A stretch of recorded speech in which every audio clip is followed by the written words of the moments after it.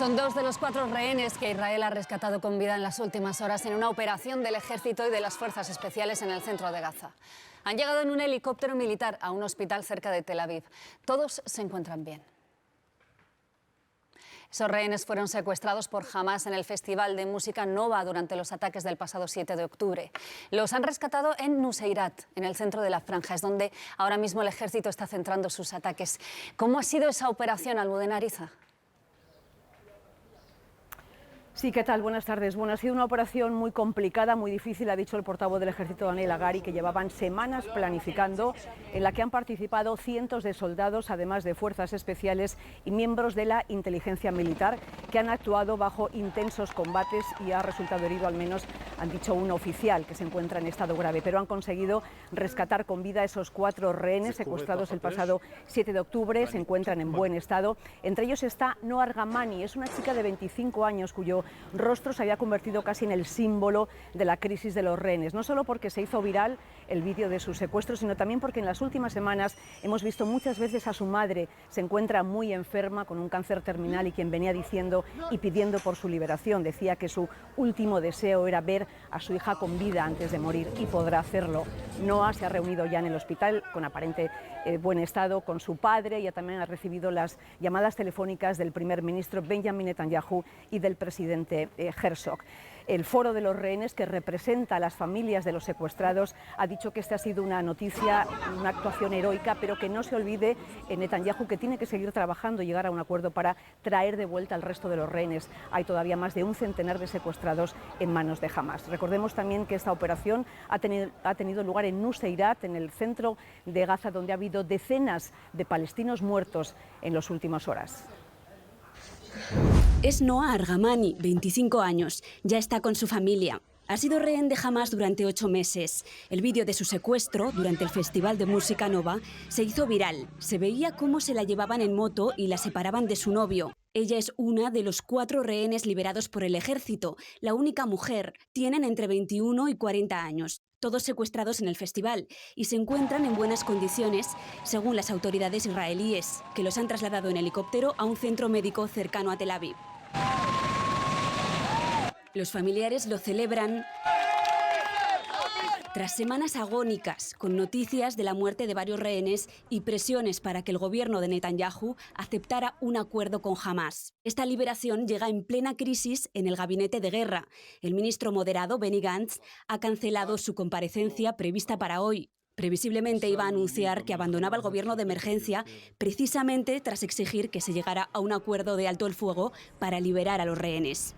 A estos secuestrados los han liberado en 2 zonas de Nuseirat, en el centro de la franja, según ha informado el ejército israelí. Es aquí donde está centrando sus operaciones esta semana, que han dejado así un colegio de la ONU, donde se refugiaban civiles.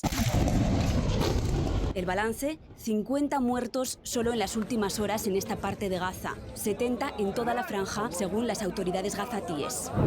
Conmocionada por el incidente y con un latigazo cervical leve. Así se encuentra la primera ministra de Dinamarca, según un comunicado de su oficina.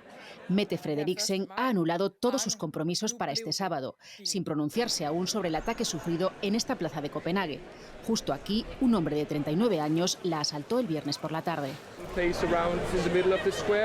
Según testigos, con un empujón que la hizo tambalearse, pero no caer al suelo, motivo por el que la llevaron al hospital para un chequeo.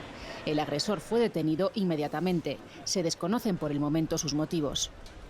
Numerosos dirigentes europeos han condenado este ataque en vísperas de elecciones, enviando mensajes de solidaridad con la dirigente danesa. Preocupa el aumento de la violencia política en Europa. En las últimas semanas, varios políticos alemanes de diferentes ideologías han sufrido ataques de distinta gravedad. Así han homenajeado hoy al policía alemán asesinado a cuchilladas en uno de esos incidentes, por un presunto islamista. La socialdemócrata Mette Frederiksen, de 46 años, lleva 5 al frente de Dinamarca. Sus conciudadanos esperan poder verla mañana, votando recuperada, en unas elecciones en paz. Rusia sigue golpeando la región del Donbass en torno a la ciudad de Kramatorsk, pero en las últimas horas Ucrania ha conseguido neutralizar todos los ataques. En cambio, sus proyectiles sí han alcanzado las regiones ocupadas por Rusia, han causado 26 muertos. Kiev asegura que ha logrado contener la última ofensiva rusa, que el frente ahora mismo está estabilizado, pero cree que eso no es suficiente. Pide ampliar el permiso que tiene para utilizar armas occidentales sobre territorio ruso, que vaya más allá de la provincia de Kharkov y también que incluya a los misiles con más potencia. Es la primera fotografía de la Tierra desde la Luna. Se hizo en el 68, hace 56 años. La Tierra elevándose sobre el horizonte de la Luna. La hizo William Anders, uno de los astronautas del Apolo 8. Mirad la Tierra, dijo a sus compañeros. ¡Qué bonito!, exclamaba emocionado mientras tomaba las fotografías. Años después confesó que le impresionó lo colorida y delicada que se veía desde esa distancia. 3, 2, 1, 0. En diciembre de 1968, Anders, Jill Lovell y Frank Borman, comandante de la misión, se convirtieron en los primeros en orbitar la Luna.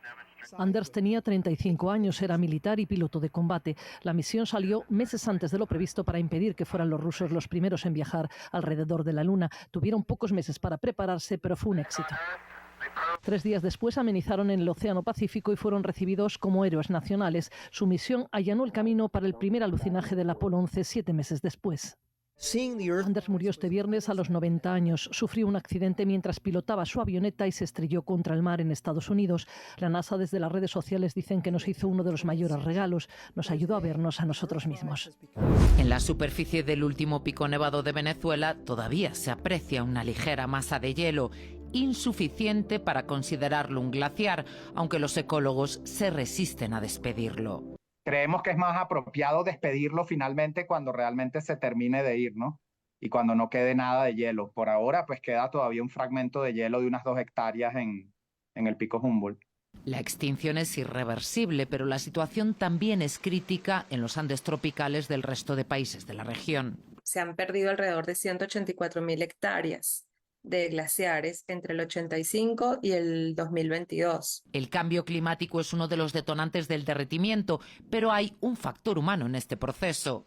Teníamos un proceso natural que definitivamente en los últimos 50, 60 años, 70 años hemos estado acelerando unas tasas vertiginosas.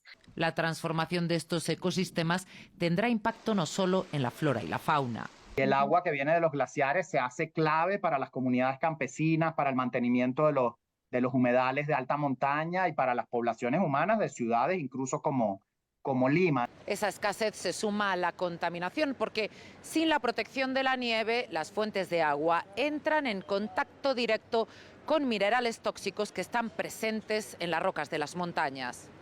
Algo más de la mitad de los viajeros, el 56%, contratan un seguro sanitario cuando se van de vacaciones fuera de España. Cuando uno sale de casa no sabe lo que te puede ocurrir. Ana, por ejemplo, se puso mala con fiebre en Zimbabue. Mejor ir con esa tranquilidad. $40 una semana sería lo que costaría el seguro en Turquía, $60 una semana en Argentina, 200, un poco más caro en Estados Unidos. Un coste que, según las aseguradoras, es mínimo si se compara con el precio de la sanidad en el extranjero.